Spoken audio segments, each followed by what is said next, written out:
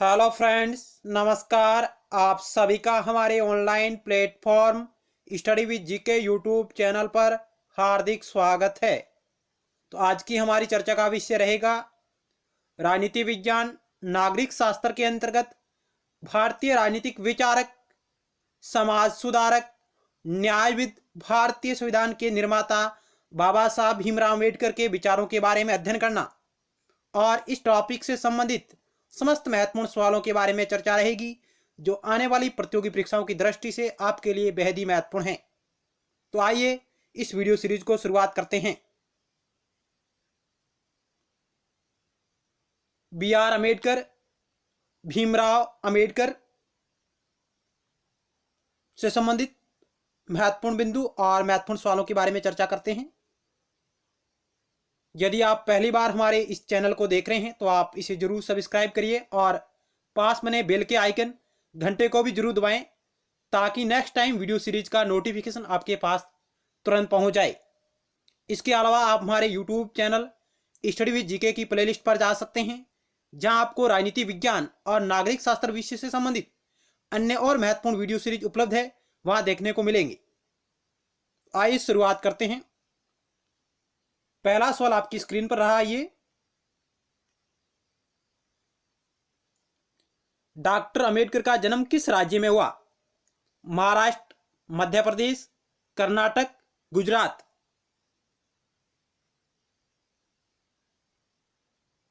तो राइट उत्तर होगा option B, Madhya Pradesh.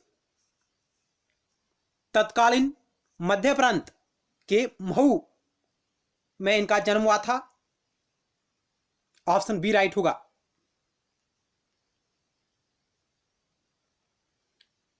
Doctor Ambedkar का जन्म महू मध्य प्रदेश में हुआ और उस वक्त मध्य प्रदेश मध्य प्रांत क्षेत्र के अंतर्गत आता था।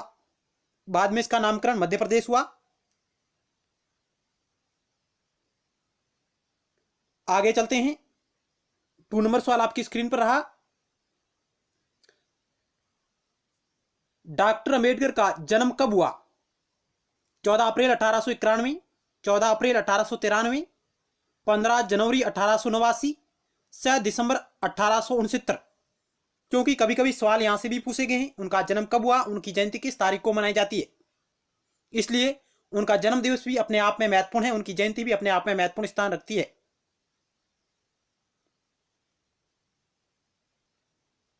राइट उत्तर होगा ऑप्शन ए, 14 अप्रैल 1891 को इनका जन्म हुआ था और प्रतिवर्ष 14 अप्रैल को बाबा साहब की जयंती मनाई जाती है। आइए इससे संबंधित और क्या महत्वपूर्ण फैक्ट है उनके बारे में आपकी नजर रहेगी। तो इनका जन्म 14 अप्रैल 1891 को हुआ।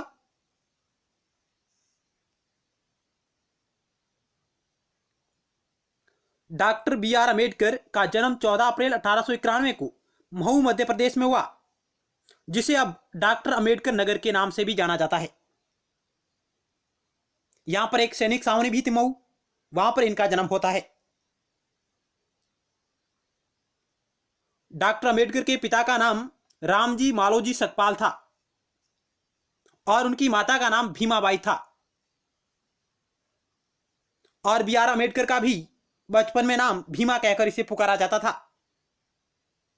और डॉक्टर अंबेडकर अपने माता पिता की 14वीं संतान थे और सबसे छोटी और अंतिम संतान थे डॉक्टर भीमराव अम्बेडकर।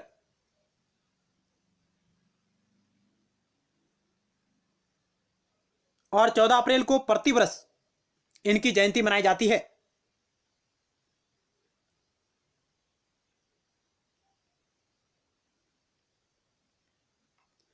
अंबेडकर जयंती या भीमा जयंती अंबेडकर के जन्मदिन 14 अप्रैल को पर्व के रूप में भारत समेत पूरे संसार में मनाई जाती है। यानी अंबेडकर जयंती या भीमा जयंती अंबेडकर के जन्मदिन 14 अप्रैल को पर्व के रूप में भारत समेत पूरे संसार में मनाई जाती है, क्योंकि बाबा साहब के अनुयायी है जिस विश्व के जिस किसी भी देश में रहते हैं वो इसे जयंती के रूप में मनाते हैं। 14 अप्रैल को इस दिन को समानता दिवस और ज्ञान दिवस के रूप में भी मनाया जाता है। यानी बाबा साहब की जयंती को समानता दिवस और ज्ञान दिवस के रूप में भी मनाया जाता है, क्योंकि बाबा साहब ने जीवन भर समानता के लिए संघर्ष किया और अम्बेडकर को समानता के प्रतीक और ज्ञान के प्रतीक के रूप में माना जाता है, क्योंकि इन्होंने समानता के लिए संघर्ष किया, दलितों के उत्थानों का प्रयास किया, भारतीय संविधान का निर्माण करने में इनकी अग्रणी भूमिका रही और इन्होंने अपने विचारों के माध्यम से इस देश दुनिया को नए नए विचार प्रदान किए। तो इनकी जयंती समानता के प्रतीक के रूप में और ज्ञान के प्रतीक के रूप में भी मनाई जाती है। आप इन फैक्ट को नोट कर सकते हैं।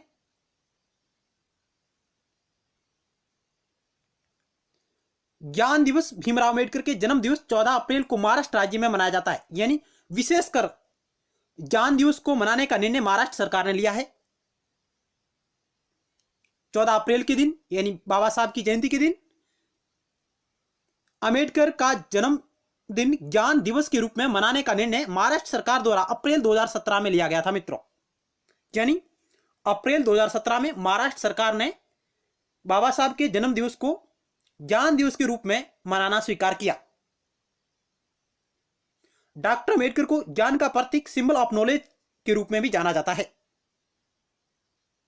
और अम्बेडकर जयंती को समानता दिवस के रूप में मनाया जाता है और ज्ञान दिवस के रूप में भी मनाया जाता है। तो ये कुछ महत्वपूर्ण फैक्ट है, ये आपके नजरों में रहने चाहिए, क्योंकि प्रतियोगी परीक्षाओं में यहां से भी सवाल कई बार बने हैं।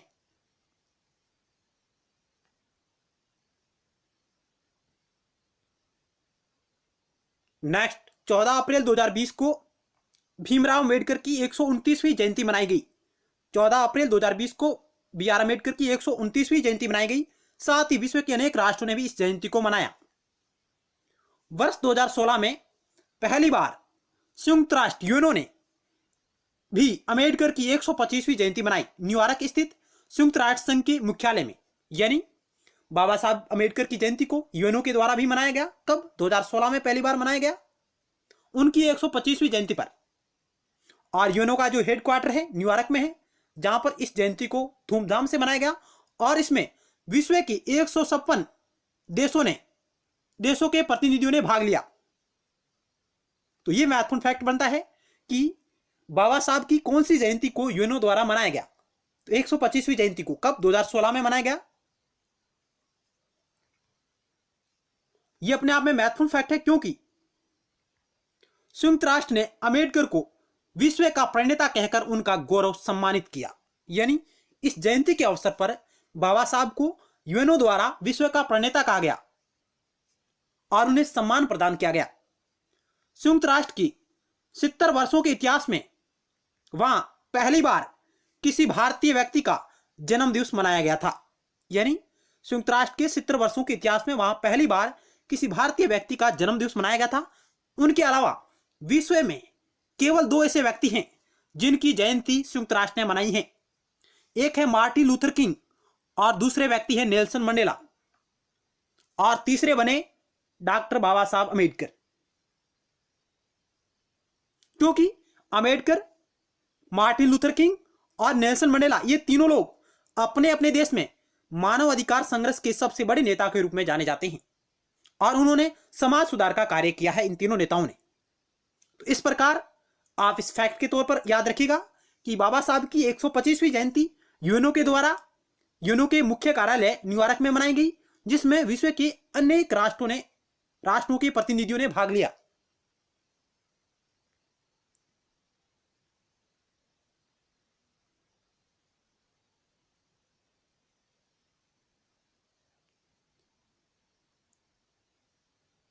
चलते हैं अगली स्लाइड की ओर। अगला सवाल आपकी स्क्रीन पर है 3 नंबर।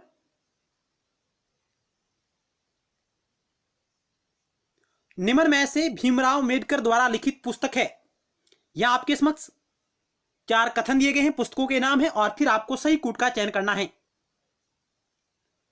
निम्न में से भीमराव अम्बेडकर द्वारा लिखित पुस्तक है who were Shudra, the Buddha and his Dhamma, annihilation of caste, thoughts on Pakistan. 1 और 2, 1 2 3, 2 और 3, 1 2 3 4 उपरोक्त सभी। इनमें से कौन सी पुस्तक बी आर अम्बेडकर की है?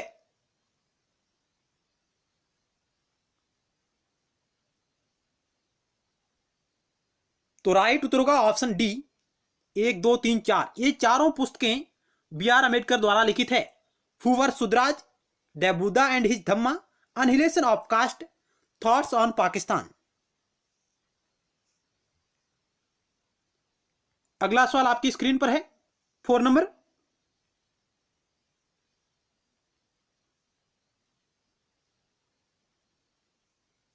निम्न में से कौन सा कथन डॉक्टर अम्बेडकर के बारे में सही नहीं है?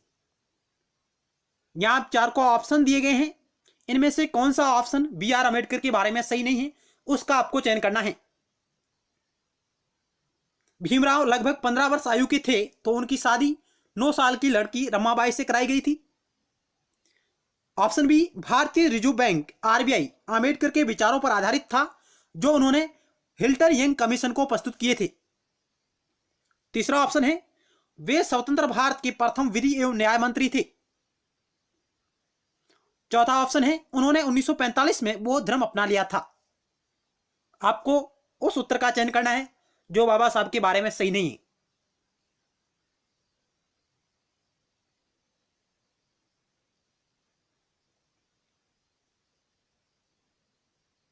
तो आइए राइट आंसर को चेक करते हैं। ऑप्शन आपका डी राइट होगा। उन्होंने 1945 में बौद्ध धर्म अपना लिया, यह कथन बिल्कुल गलत है, क्योंकि उन्होंने 1945 में नहीं 1956 में अपनाया था। 1956 में उन्होंने बौद्ध धर्म अपनाया था 1956 में, जबकि ए बी सी अपने आप में सही है। भीमराव अंबेडकर लगभग 15 वर्ष की आयु के थे तो उनकी शादी 9 साल की लड़की रमाबाई से कराई गई थी। भारतीय रिजर्व बैंक आरबीआई अंबेडकर के विचारों पर आधारित है, क्योंकि अंबेडकर ने हिल्टन यंग कमीशन को अपने विचार प्रस्तुत किए थे और हिल्टन यंग कमीशन की सिफारिश पर ही आरबीआई की स्थापना हुई थी। और वे स्वतंत्र भारत के प्रथम विधि एवं न्याय मंत्री थे, कानून मंत्री थे। और उन्होंने 1956 में बौद्ध धर्म अपनाया अपने अनेक अनुयायियों के साथ। अगला सवाल आपकी स्क्रीन पर है।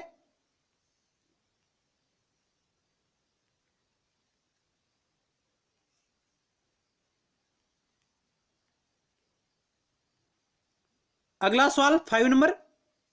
डॉक्टर अंबेडकर को भारत रत्न कब दिया गया? 1985, 1980, 1990, 1973। डॉक्टर अंबेडकर को भारत रत्न कब दिया गया था?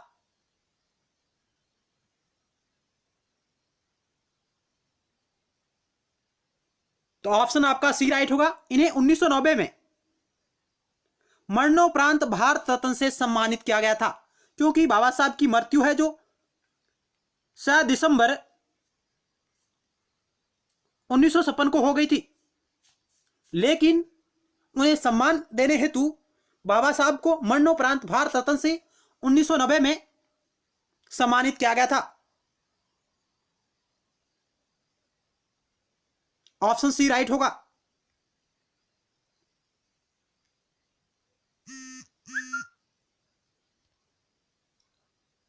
बाबा साहब को भारत रत्न 1990 में विश्वनाथ प्रताप सिंह की सरकार द्वारा प्रदान किया गया। उस वक्त विश्वनाथ प्रताप सिंह भारत के प्राइम मिनिस्टर थे। अगला सवाल आपकी स्क्रीन पर है 6 नंबर।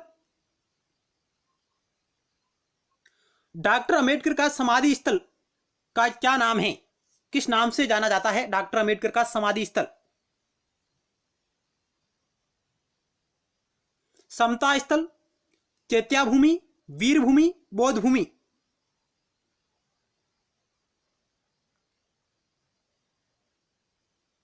क्या होगा इस 6 नंबर सवाल का राइट उत्तर? ऑप्शन बी राइट होगा। चैत्या भूमि के नाम से जाना जाता है, जो मुंबई महाराष्ट्र में है। बाबा साहब की समाधि स्थल को चैत्या भूमि के नाम से जाना जाता है। अब आपके लिए सवाल रहेगा, आप कमेंट बॉक्स के माध्यम से इसका उत्तर दीजिएगा। समता स्थल और वीर भूमि किसके समाधि स्थल है? समता स्थल और वीर भूमि किसके समाधि स्थल है? इसका उत्तर आप कमेंट बॉक्स के माध्यम से दीजिएगा।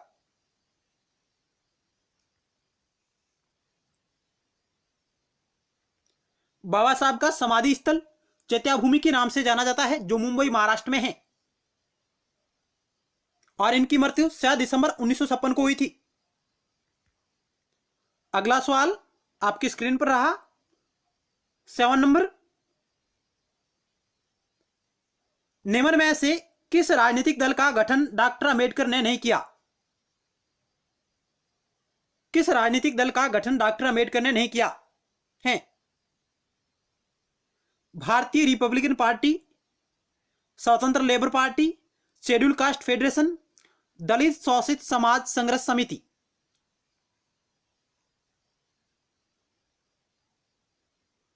निम्न में से किस राजनीतिक दल का गठन डॉक्टर अंबेडकर ने नहीं किया था?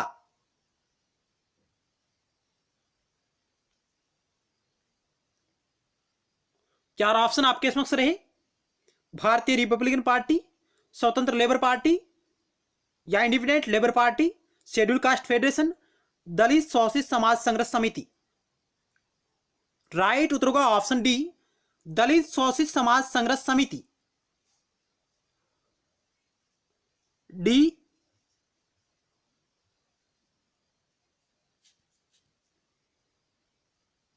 4S के नाम से भी इसे जाना जाता है, D4S के नाम से। इसकी स्थापना कांसीराम ने की थी, न कि बाबा साहब अम्बेडकर ने। ऑप्शन आपका डी राइट होगा। हालांकि ABC इनकी स्थापना बाबा साहब के द्वारा की गई, इनके विचारों पर आधारित ये पार्टियां हैं। ऑप्शन डी राइट होगा, दलित शोषित समाज संघर्ष समिति, जिसकी स्थापना कांसीराम के द्वारा की गई थी। चलते हैं अगली स्लाइड की ओर।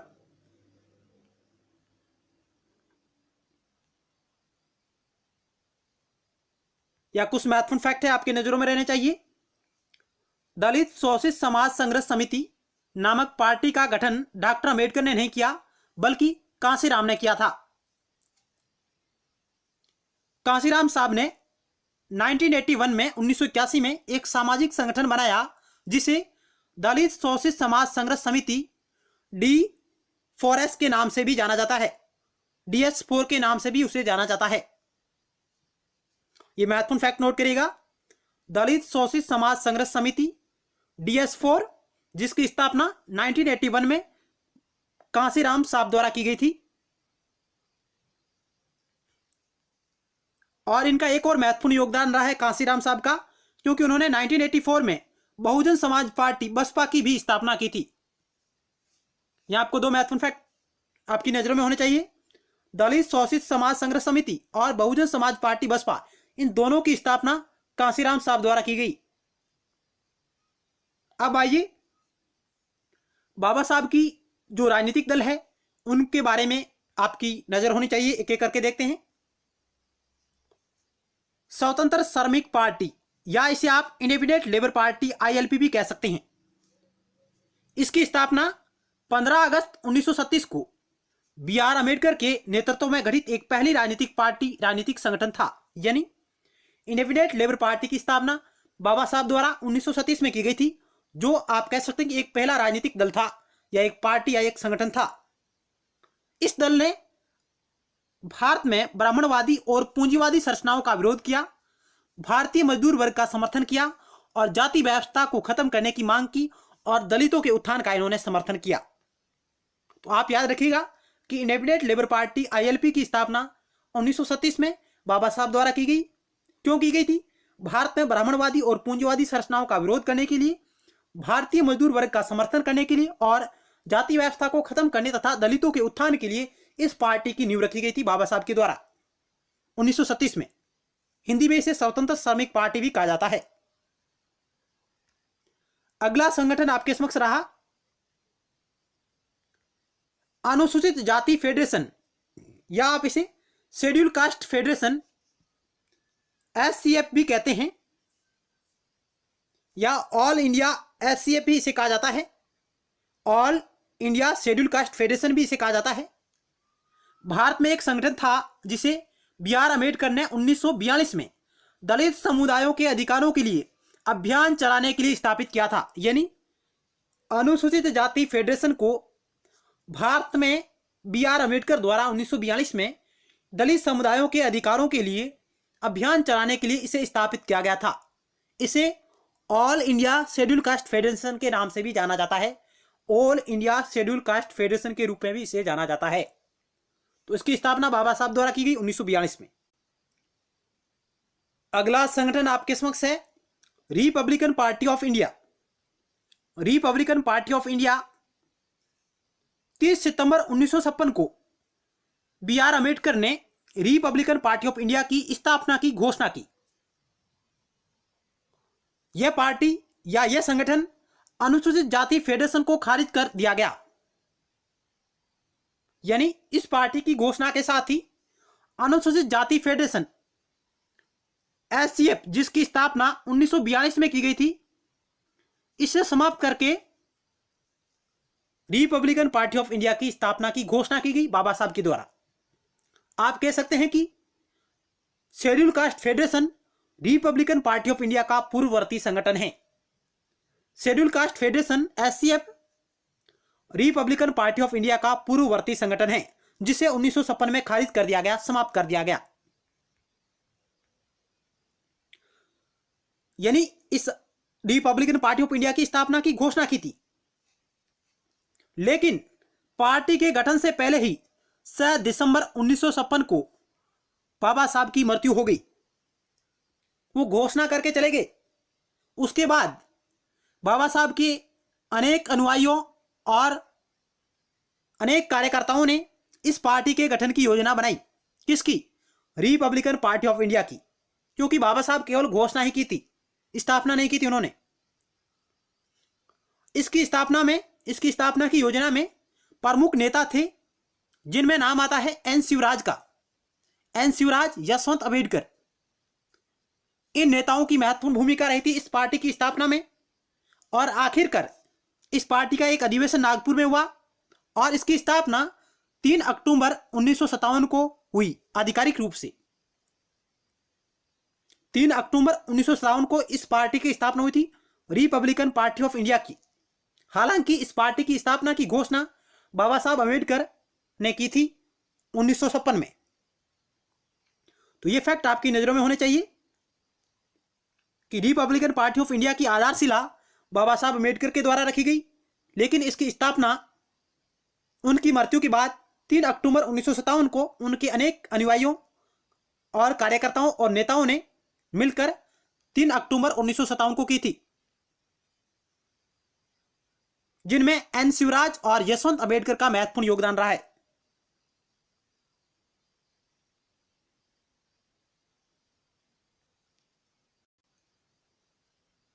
अगला सवाल 8 नंबर आपकी स्क्रीन पर है। भारतीय संविधान के निर्माण के लिए गठित किस समिति के अध्यक्ष डॉक्टर अम्बेडकर थे? प्रस्तावना समिति, प्रारूप समिति, झंडा समिति, संघ संविधान समिति। तो राइट उत्तर होगा ऑप्शन बी, प्रारूप समिति, ड्राफ्टिंग कमेटी या पांडुलेखन समिति भी इसे कहा जाता है। इस समिति के अध्यक्ष बाबा साहब अम्बेडकर थे। इस समिति की स्थापना या गठन कह सकते हैं 29 अगस्त 1947 को किया गया, जिसमें कुल 7 सदस्य थे अध्यक्ष सहित इसमें 7 सदस्य थे और अध्यक्ष बनाए गए बाबा साहब अम्बेडकर को।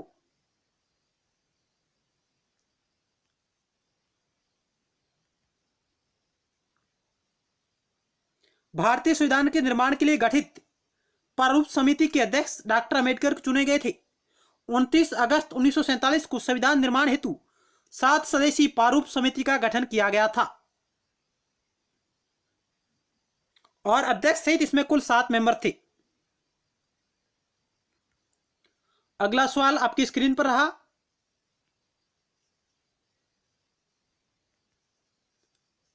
निम्न में से किस किताब को डॉक्टर अम्बेडकर ने नहीं लिखा है? पाकिस्तान पर विचार, जाति का उच्छेद, रुपये की समस्या, उद्भव और समाधान, गांधी, नेहरू और टैगोर।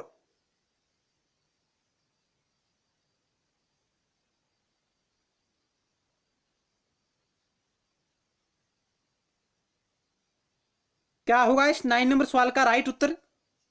यहां पुस्तकों के नाम दिए गए हैं जो हिंदी में है, तो ऑप्शन डी राइट होगा।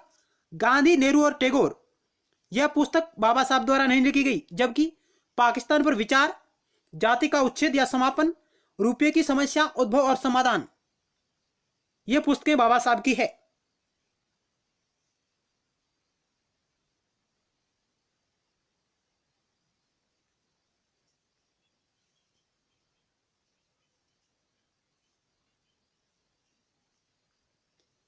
अगला सवाल आपकी स्क्रीन पर है 10 नंबर।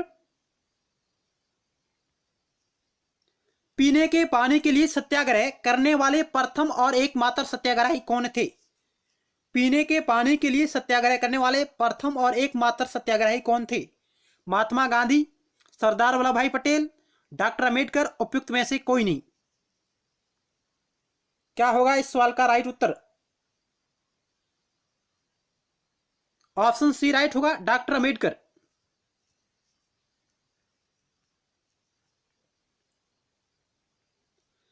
पीने के पानी के लिए सत्याग्रह करने वाले प्रथम और एकमात्र सत्याग्रही डॉक्टर अम्बेडकर थे। इन्होंने 20 मार्च 1927 को महाड़ शहर में अछूत समुदायों को भी शहर की चवादार तालाब से पानी लेने का अधिकार दिलाने के लिए यह सत्याग्रह चलाया था, जिसे महाड़ सत्याग्रह भी कहा जाता है। यानी पीने के पानी के लिए सत्याग्रह करने वाले प्रथम व्यक्ति माने जाते हैं डॉक्टर बाबा साहब अम्बेडकर, क्योंकि इन्होंने दलित समुदायों के लिए तालाब से पानी लेने के अधिकार को दिलाने के लिए उन्होंने 20 मार्च 1927 को महाड़ शहर में एक सत्याग्रह चलाया और इसे महाड़ सत्याग्रह के नाम से भी जाना जाता है। कब चलाया गया? 1927 में। अगला सवाल,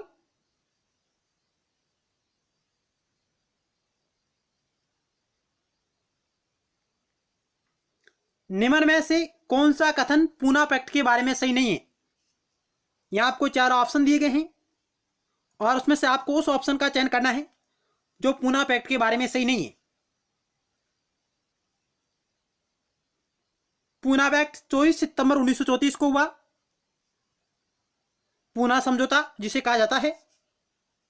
पूना पैक्ट महात्मा गांधी और डॉक्टर अम्बेडकर के बीच हुआ था। ऑप्शन सी, पूना पैक्ट में दलितों के लिए अलग निर्वाचन और 2 वोट का अधिकार खत्म हो गया।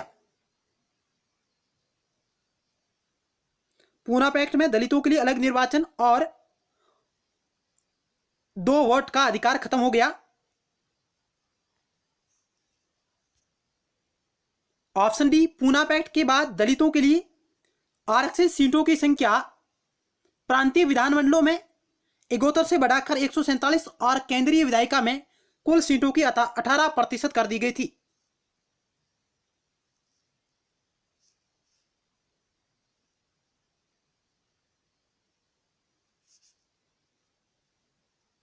क्या होगा इस सवाल का राइट उत्तर?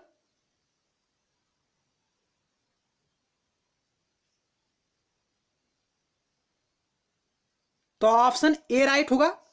पूना पैक्ट 24 सितंबर 1934 को हुआ। यह बात बिल्कुल गलत है, क्योंकि 1934 को नहीं, यह हुआ था 1932 को। पूना पैक्ट महात्मा गांधी और डॉक्टर अम्बेडकर के बीच हुआ। यह बात बिल्कुल सही है। पूना पैक्ट में दलितों के लिए अलग निर्वाचन और अलग वोट का अधिकार खत्म हो गया।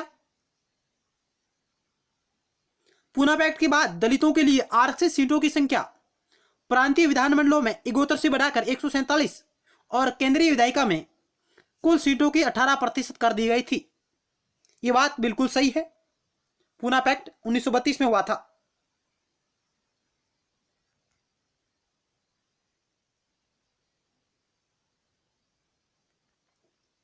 पूना पैक्ट 24 सितंबर 1932 को महात्मा गांधी और डॉक्टर अम्बेडकर के बीच हुआ था।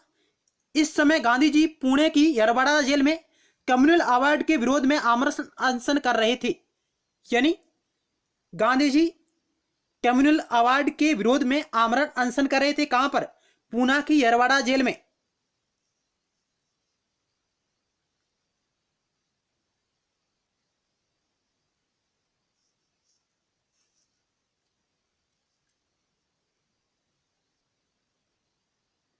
अगला सवाल आपके समक्ष रहा,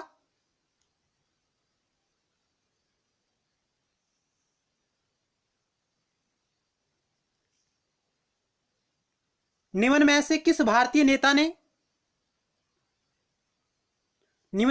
भारतीय ने तीनों गोलमेज सम्मेलनों में भाग लिया था?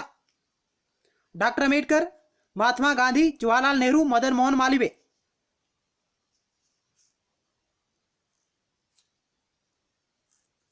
तो राइट उत्तर का ऑप्शन ए, डॉक्टर अम्बेडकर ने तीनों गोलमेज सम्मेलनों में भाग लिया था। पहला हुआ था 1930 में, दूसरा हुआ 1931 में और तीसरा हुआ 1932 में। इन तीनों गोलमेज सम्मेलनों में भाग लेने वाले एकमात्र भारतीय थे डॉक्टर अम्बेडकर, लेकिन गांधी जी ने केवल दूसरे गोलमेज सम्मेलन में भाग लिया था।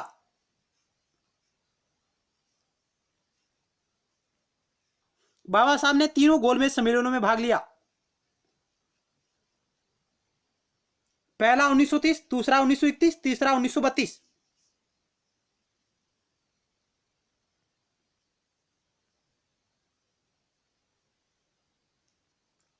डॉक्टर अम्बेडकर ने तीनों गोलमेज सम्मेलनों में भाग लिया, जबकि गांधी जी ने केवल दूसरे गोलमेज सम्मेलन में कांग्रेस की तरफ से भाग लिया था। यह फैक्ट आपकी नजरों में होने चाहिए। अगला सवाल आपकी स्क्रीन पर रहा। The problem of the rupee, its origin and it's solution पुस्तक के लेखक कौन थे? Mahatma Gandhi ji, M.N.. Roy, B R. Ambedkar, Sarojini Naidu.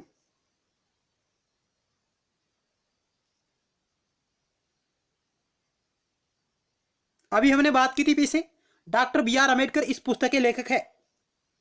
The problem of the rupee, its origin and it's solution. अगला सवाल,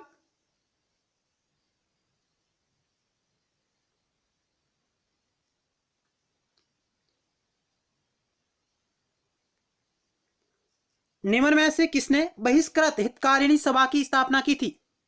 महात्मा फूले, महात्मा ज्योतिबा फूले, डॉक्टर अम्बेडकर, गोविंद रनाडे, गोविंद वल्लभ पंत। बहिष्कृत हितकारिणी सभा की स्थापना किसने की थी? चार ऑप्शन आपके समक्ष रहे।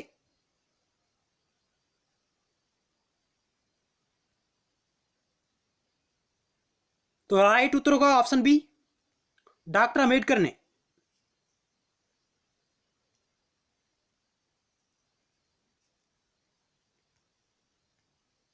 बहिष्कृत हितकारिणी सभा की स्थापना डॉक्टर अम्बेडकर ने 1924 में अछूतों के शिक्षा को बढ़ावा देने और उन्हें ऊपर उठाने के प्रयासों के रूप में इसकी स्थापना की थी, बहिष्कृत हितकारिणी सभा की।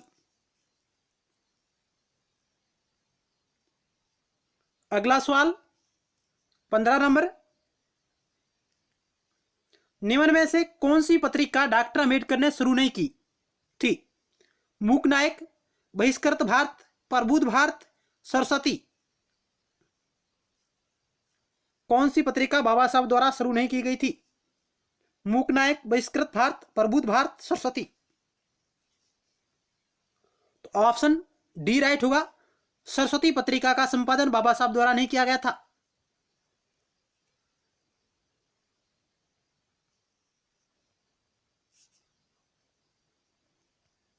दलितों के अधिकारों की रक्षा के लिए डॉक्टर अम्बेडकर ने बहिष्कृत भारत, मूक नायक, समता, प्रबुद्ध भारत, जनता जैसी 5 पत्रिकाएं निकाली थी। बहिष्कृत भारत, मूक नायक, समता, प्रबुद्ध भारत, जनता। और इन्होंने समता सैनिक दल की भी स्थापना की थी। समता सैनिक दल की भी स्थापना की थी बाबा साहब ने। अगला सवाल,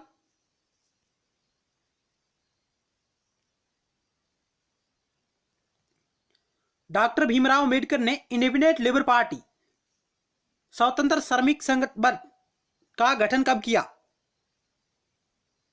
स्वतंत्र श्रमिक दल का गठन कब किया? 1933, 1934, 1935, 1937। तो ऑप्शन डी राइट होगा, 1937 में। अगला सवाल,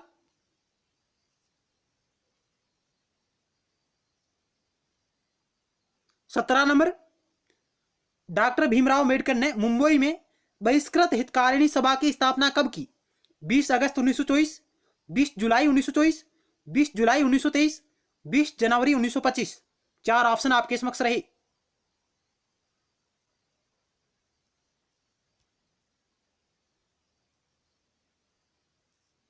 राइट उत्तर का ऑप्शन बी, 20 जुलाई 1924 को उन्होंने मुंबई में बहिष्कृत हितकारिणी सभा की स्थापना की थी।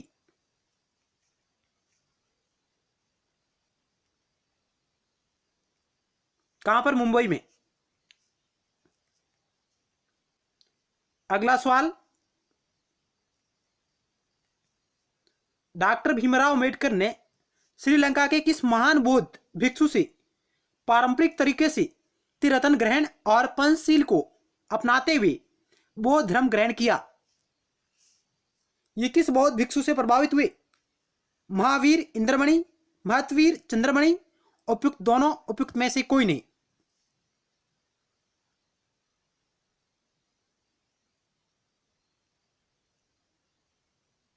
ऑप्शन आपका बी राइट होगा, महतवीर चंद्रमणि से।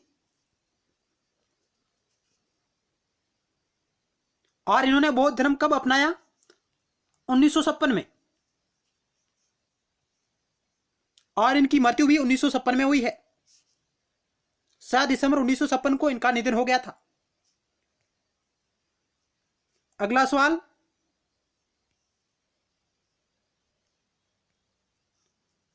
डॉक्टर भीमराव अंबेडकर ने बंबई से साप्ताहिक मूकनायक के प्रकाशन की शुरुआत कब की? बाबा साहब ने बंबई से साप्ताहिक मूकनायक के प्रकाशन की शुरुआत कब की? 1917 में, 1918 में, 1919 में, 1920 में। बहुत ही अच्छा सवाल है, कई परीक्षाओं में आए हुए सवाल है। तो ऑप्शन डी राइट होगा, 1920 में।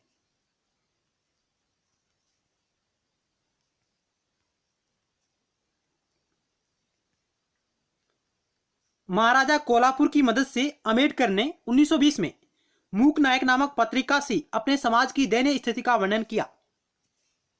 यानी महाराजा कोल्हापुर की मदद से अंबेडकर ने 1920 में मूक नायक नामक पत्रिका से अपने समाज की दयनीय स्थिति का वर्णन किया और दलित और शोषित समाजों के उत्थान का प्रयास किया। अगला सवाल, भारतीय संविधान का पोषक एवं जननी किसे कहा जाता है? पंडित जवाहरलाल नेहरू, महात्मा गांधी, बी.आर. अम्बेडकर, एम.एन. रॉय। भारतीय संविधान का पोषक जननी किसे कहा जाता है? तो उत्तर होगा ऑप्शन 3, बी.आर. अम्बेडकर को। इन्हें भारतीय संविधान का निर्माता, भारतीय संविधान का जनक, भारतीय संविधान का पोषक एवं जननी भी कहा जाता है।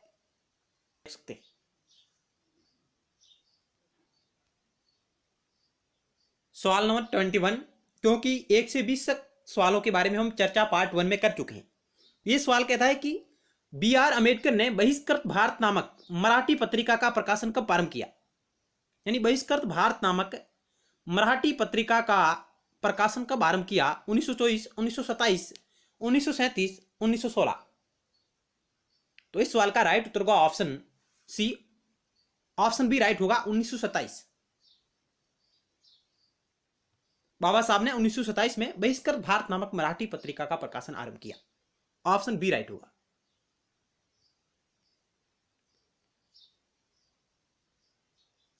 उन्नीस सौ 27 में डॉक्टर बी.आर. अम्बेडकर ने बहिष्कृत भारत नामक मराठी पत्रिका का प्रकाशन आरंभ किया तथा इसके माध्यम से उन्होंने शोषित समाज को अपने अस्तित्व तथा सम्मान हेतु ललकारा, उन्हें इसके माध्यम से जागरूक किया। अगला सवाल 22 नंबर आपकी स्क्रीन पर है। निम्नलिखित में से किसने 1920 में all India different classes federation DCF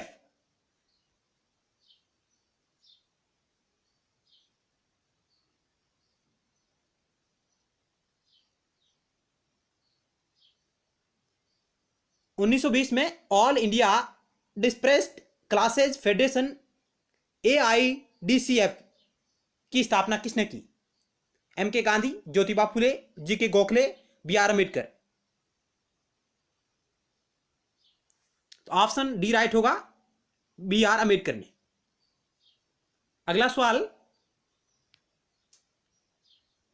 Poona pact 1932 में जो हुआ था, एक समझौता है, किन के मध्य हुआ? नेहरू और अम्बेडकर, गांधी और अम्बेडकर, मालवीय और अम्बेडकर, गांधी और नेहरू? तो इस सवाल का राइट उत्तर होगा ऑप्शन बी, महात्मा गांधी जी और डॉक्टर बी आर अम्बेडकर के मध्य एक समझौता हुआ था 1932 में, पूना पैक्ट।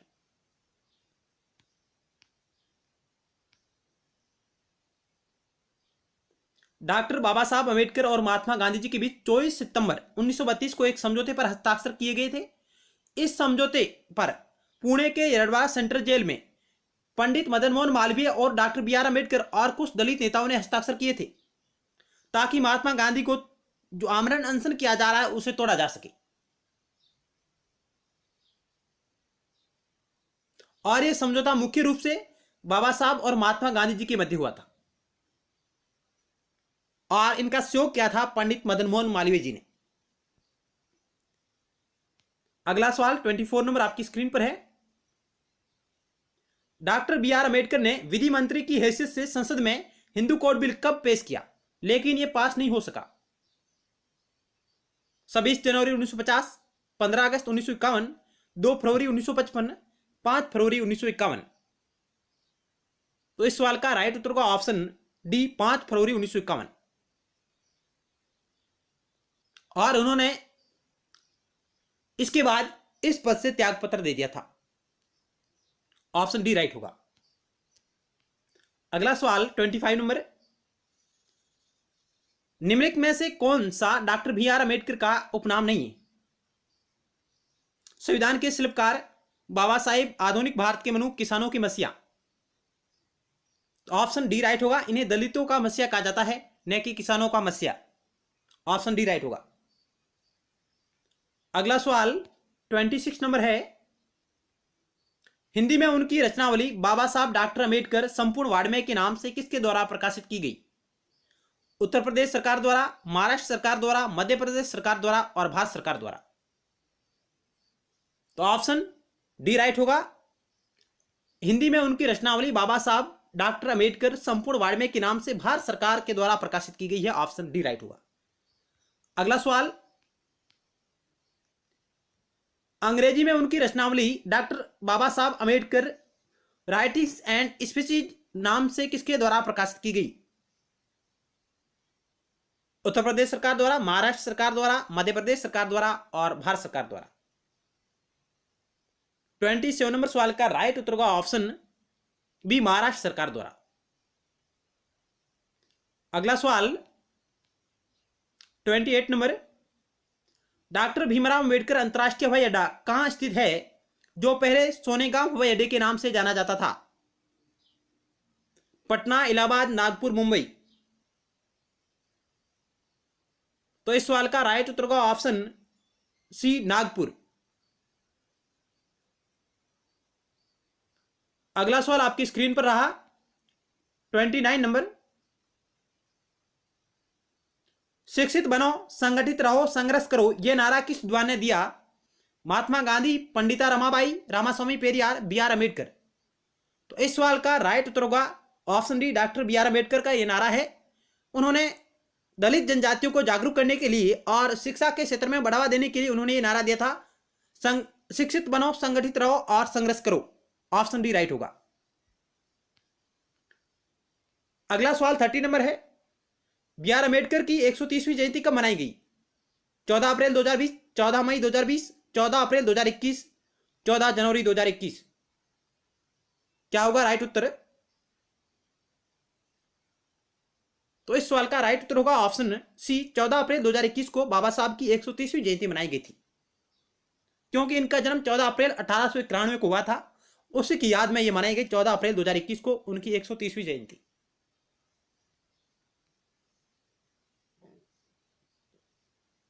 चलते हैं अगली स्लाइड की ओर। नेक्स्ट हम बाबा साहब से जुड़े हुए कुछ महत्वपूर्ण फैक्ट के बारे में बात करेंगे। बी आर अम्बेडकर को 1927 में मुंबई विधान परिषद का सदस्य मनोनीत किया गया था, ध्यान रखिएगा। और उन्होंने सामाजिक अशुद्धोद्वार कार्यक्रम के अंतर्गत बी आर अम्बेडकर ने बहिष्कृत हितकारिणी सभा की स्थापना की 1924 में। बहिष्कृत हितकारिणी सभा की स्थापना 1924 में उन्होंने की थी। मुंबई में सिद्धार्थ कॉलेज को आरंभ किया इन्होंने। औरंगाबाद में मिलिंद कॉलेज का पुनर्द्वार करवाया बी आर अम्बेडकर साहब ने। अम्बेडकर ने पीपुल्स एजुकेशन सोसाइटी की स्थापना की, बहुत ही महत्वपूर्ण है, यहां से कई बार सवाल आया हुआ है। पीपुल एजुकेशन सोसाइटी की स्थापना बी आर अम्बेडकर के प्रयासों से हुई थी। आगे चलते हैं। अम्बेडकर ने कानूनी एवं राजनीतिक संरक्षण देने हेतु इंडिपेंडेंट लेबर पार्टी की स्थापना 1937 में की थी। यानी अम्बेडकर ने कानूनी एवं राजनीतिक संरक्षण देने हेतु इंडिपेंडेंट लेबर पार्टी की स्थापना 1937 में की थी। इसके अलावा उन्होंने इस पार्टी ने मुंबई विधानसभा का चुनाव लड़कर 17 स्थानों में से 15 स्थान जीती तथा अम्बेडकर विधानसभा में विरोधी पार्टी के नेता बने। आगे है 1942 में उनकी नियुक्ति भारत के गवर्नर जनरल की कार्यकारिणी में मजदूरों के प्रतिनिधि के रूप में की गई। बहुत ही अच्छा फैक्ट है। 1942 में उनकी नियुक्ति भारत के गवर्नर जनरल की कार्यकारिणी में मजदूरों के प्रतिनिधि के रूप में की गई। और 1946 में बंगाल विधानसभा हेतु निर्वाचित हुए, जहां उन्होंने भारत को एक और नारा दिया, जहां उन्होंने भारत एक हो का नारा दिया, भारत एक हो। आगे 29 अगस्त 1947 को बी आर अम्बेडकर को संविधान का प्रारूप तैयार करने वाली समिति का अध्यक्ष बनाया गया। यानी भारतीय संविधान को तैयार करने के लिए जो ड्राफ्टिंग कमेटी बनाई गई थी उसका उन्हें अध्यक्ष मनोनीत किया गया था। और ड्राफ्टिंग कमेटी में कुल 7 सदस्य थे, अध्यक्ष सहित कुल 7 मेंबर थे उसमें। डॉक्टर अम्बेडकर को स्वतंत्र भारत का पहला विधि मंत्री बनाया गया, लेकिन पारस्परिक मतभेदों के कारण उन्होंने इस पद से त्याग पत्र दे दिया था 1951 में। हिंदू कोड बिल जो इन्होंने पेश किया था 5 फरवरी 1951 को संसद में, जिसके विरोध स्वरूप तो भारत के पहले विधि मंत्री थे doctor B R Ambedkar ji. आगे चलते हैं। डॉक्टर भीमराव अम्बेडकर को हिंदू समाज का लिंकन और मार्टिन लूथर क्यों कहा जाता है? क्योंकि इन्होंने दलित वर्ग की मुक्ति और उत्थान के लिए कार्य किया था। हिंदू समाज का लिंकन और मार्टिन लूथर की संज्ञा इन्हें दी गई है। आगे डॉक्टर भीमराव अम्बेडकर के पैतृक गांव का क्या नाम है? तो अंबावाड़े, महाराष्ट्र, ये इनका पैतृक गांव है। आगे डॉक्टर भीमराव अम्बेडकर ने कितने गोलमेज सम्मेलनों में भाग लिया? तो इन्होंने 3 गोलमेज सम्मेलनों में भाग लिया था। जो पहला हुआ है 1930, दूसरा 1931 और तीसरा 1932।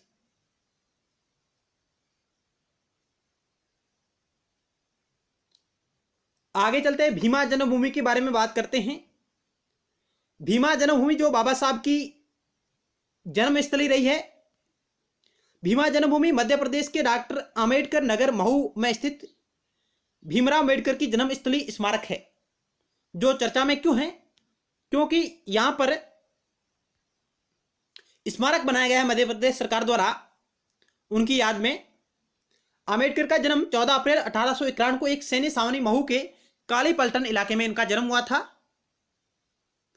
और यहां पर मध्य प्रदेश सरकार ने उनकी जन्मस्थली पर एक भव्य स्मारक बनाया है, जिसे भीम जन्मभूमि का नाम दिया गया है।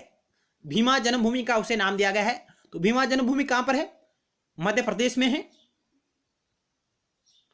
इस स्मारक का उद्घाटन 14 अप्रैल 1891 को 100वीं अम्बेडकर जयंती के दिन मध्य प्रदेश के मुख्यमंत्री सुंदरलाल पटवा द्वारा हुआ था। यानी भीमा जन्मभूमि का जो उद्घाटन किया गया था वो किया गया था मध्य प्रदेश के पूर्व मुख्यमंत्री सुंदरलाल पटवा द्वारा उनकी 100वीं जयंती पर।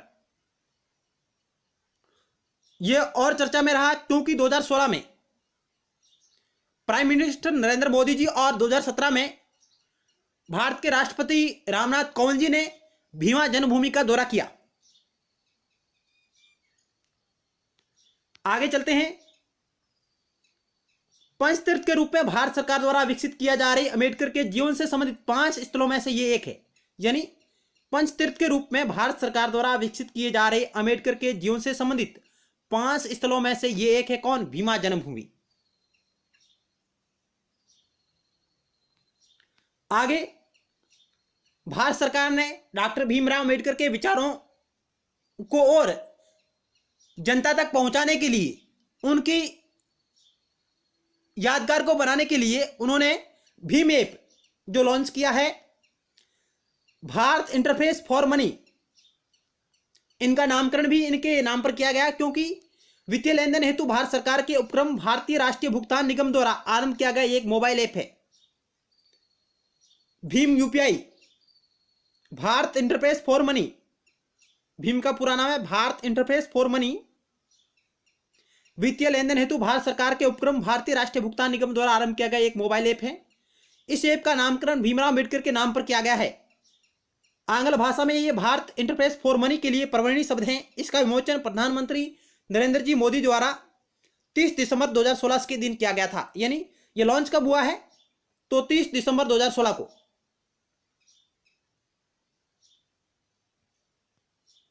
आगे चलते हैं, कुछ महत्वपूर्ण कथन है इनके। अम्बेडकर ने इस विचार को रखा कि जाति केवल श्रम का विभाजन नहीं बल्कि श्रेणीबद्ध असमानता पर आधारित मजदूरों का विभाजन है। उन्होंने कहा कि जाति केवल श्रम का विभाजन नहीं बल्कि श्रेणीबद्ध असमानता पर आधारित मजदूरों का विभाजन है। ऑक्सफोर्ड यूनिवर्सिटी द्वारा किए गए the makers of the universe नामक विश्व सर्वेक्षण के आधार पर पिछले 10,000 वर्षों के शीर्ष 100 मानवतावादी विश्व मानवों की सूची में चौथा नाम डॉक्टर बी आर अम्बेडकर का रहा। ऑक्सफोर्ड यूनिवर्सिटी द्वारा किए गए the makers of the universe नामक विश्व सर्वेक्षण आधार पर पिछले 10,000 वर्षों के शीर्ष 100 मानवतावादी विश्व मानवों की सूची में चौथा नाम है जो डॉक्टर बाबा साहब का है। अगला सवाल, बाबा साहब द्वारा विधानसभा में महार वेतन बिल पेश कब किया गया?